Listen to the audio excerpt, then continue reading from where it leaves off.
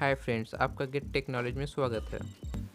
Hi friends, आज मैं आपको फिजिक्स के बारे में कुछ अमेजिंग फैक्ट्स बताने जा रहा हूँ। फिजिक्स एक ऐसा सब्जेक्ट है जिसने आपको ज़रूर हैरान और परेशान दोनों किया होगा। फिजिक्स ने आपका दिमाग अपने कॉलेज और स्कूल के दिनों में बहुत ख़राब किया होगा। तो सो लेट्स बिगिन। इसके बारे में आपको मैं कुछ अमेजिंग फैक्ट्स बताने जा रहा हूँ।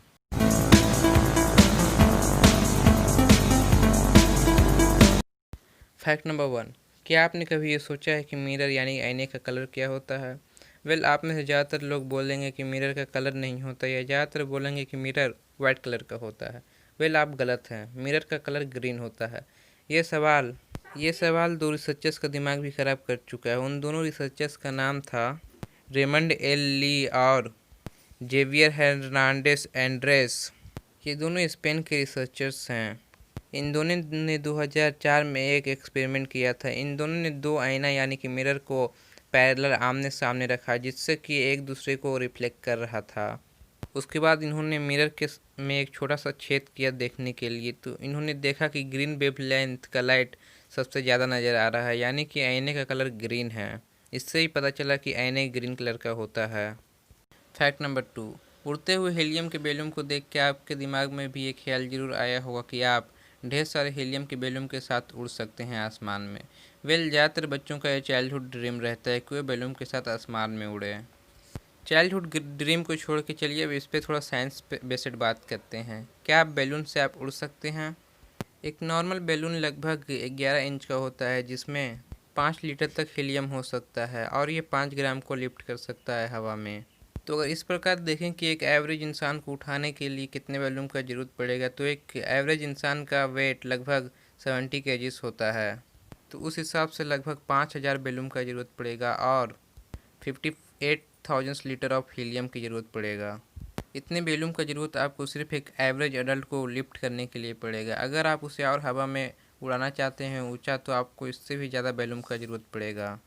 अगर आप जंबो साइज बैलून यानी कि वो बैलून जो बहुत बड़ा होता है, जो कि लगभग 36 इंच का होता है, अगर उसका आप इस्तेमाल करते हैं तो आपको लगभग 145 बैलून्स की ज़रूरत पड़ेगा और same amount of helium gas.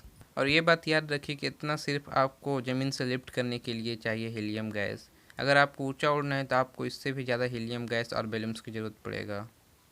Well, और डिज्नी के अप जैसे वर्ल्ड वाइड फेमस मूवी को देखने के बाद तो बहुत सारे लोगों ने अपने घर को ही हवा में उठाने की कोशिश किया बैलून्स की मदद से। वेल, हम उनके बारे में नहीं बात करने जा रहे हैं। हम एक इंसान के बारे में बात करने जा रहे हैं जिसने ऐसा कर दिखाया। इस महापुरुष का नाम टॉम मॉर्गन है। इसने 2011 में एक हल्का घर बनवाया आसमान में उड़ाने के लिए बैलून्स की मदद से। इसके पीछे सिर्फ टॉम का हाथ नहीं था, एक पूरे टीम का हाथ था। टॉम ने 100 जायंट बैलून्स के साथ अपने घर को उड़ा दिया सक्सेसफुली। पहले 3 ट्रायल में टॉम फेल रहा, लेकिन चौथे ट्रायल में टॉम ने ऐसा कर दिखाया। टॉम ने अपने घर को लगभग 15 माइल्स, अगर आप इसे किलोमीटर में देखें तो लगभग 30 किलोमीटर तक उड़ा के ले गया, और इसकी ऊंचाई लगभग 1.5 माइल्स तक इसने ऊंचा बैलून की मदद से अपने घर को उड़ाया था। फैक्ट नंबर 3, क्या आपको पता है कि आसमान का कलर ब्लू क्यों होता है? ज़्यादातर लोगों को लगता है कि आसमान का कलर ब्लू इसलिए होता है क्योंकि समुद्र का कलर ब्लू होता है और वो रिफ्लेक्ट करके आसमान को भी ब्लू कर देता है, लेकिन ये मिथ है। आसमान का कलर ब्लू क्यों होता है, इसका आंसर छोटा तो नहीं है लेकिन सिंपल है। इसको समझने के लिए आपको सबसे पहले कलर का वेवलेंथ को समझना होगा। सूरज से जो रोशनी आता है उसमें रेनबो का हर कलर होता है, लेकिन हमें वो वाइट नज़र आता है। अब कलर के वेवलेंथ को समझते हैं। लाल कलर का वेवलेंथ सबसे ज़्यादा होता है और वायलेट कलर का वेवलेंथ सबसे कम होता है। और जिसका वेवलेंथ सबसे कम होता है वो आसमान में ही बिखर जाता है। यूँ तो सभी कलर आसमान में बिखरते हैं, लेकिन जिसका वेवलेंथ सबसे ज़्यादा होता है वो दूर तक ट्रैवल करता है। तो अब आप सोच रहे होंगे कि आसमान वायलेट क्यों नज़र नहीं आता है। वेल, हमारे आँखें वायलेट के लिए उतना सेंसिटिव नहीं है जितना ब्लू के लिए है। हमारे आँख मेनली 3 कलर के लिए ज़्यादा सेंसिटिव होता है, रेड, ग्रीन और ब्लू। इसीलिए ब्लू कलर हमें आसमान में नज़र आता है। जब सूरज से रोशनी तक आता है तो जब सूरज से रोशनी धरती पर आता है तो धरती के एटमॉस्फेयर में वो फैल जाता है। फैलने की वजह से ब्लू लाइट का वेवलेंथ सबसे कम होता है, इसीलिए वायलेट के बाद ब्लू का सबसे कम वेवलेंथ होता है, इसीलिए वो आसमान में ही फैला रह जाता है। और हमारा आँख वायलेट के लिए उतना सेंसिटिव नहीं है, लेकिन ब्लू लाइट के लिए है, इसीलिए आसमान हमें ब्लू नज़र आता है। और शाम और सुबह के टाइम हमें आसमान रेडिश या येलोइश नज़र आता है। ये इसलिए क्योंकि उस वक्त आसमान में सूरज हमसे ज़्यादा दूर रहता है। वो सूरज का लाइट एटमॉस्फेयर में ज़्यादा दूर तक ट्रैवल करता है, इसीलिए ब्लू लाइट का वेवलेंथ कम होता है तो हम तक नहीं पहुंच पाता, लेकिन रेड लाइट हम तक पहुंचता है। इसीलिए सुबह और शाम के टाइम हमें आसमान रेडिश या येलोइश नज़र आता है। फैक्ट नंबर 4, आप में से ज़्यादातर लोगों को शांत और क्वाइट प्लेस पसंद होगा। अगर आप शहर में रहते हैं तो आप और भी ज़्यादा शांति के लिए तरफ जाते होंगे। दुनिया में एक ऐसा जगह बना हुआ है जो कि शांत जगह से भी ज़्यादा शांत है। वह जगह ऑर्फियल लेबोरेटरीज ऑफ मैनोसेटा में बना हुआ है। लेबोरेटरीज ऑफ मैनोसेटा में एक एनेक्वाइक चैम्बर है जो कि दुनिया की सबसे शांत जगह माना जाता है।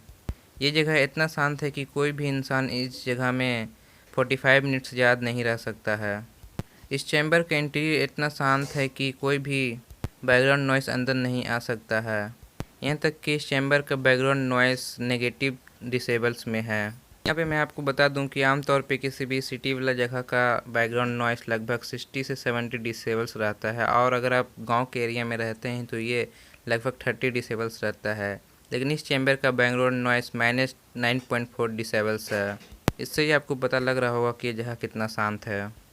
लैब के फाउंडर स्टीव ऑरफेल्ड का कहना है कि ये जगह इतना शांत है कि आप अपने हार्टबीट्स को सुन सकते हैं, आपके लंग्स में जो हवा जाता है उसको आप सुन सकते हैं, आपके पेट में जो एसिड से खाना पचता है उससे भी आप सुन सकते हैं, यहाँ तक कि आपके ध्वनियों यानी कि नस में जो ब्लड का सर्कुलेशन है उसे भी आप सुन सकते हैं।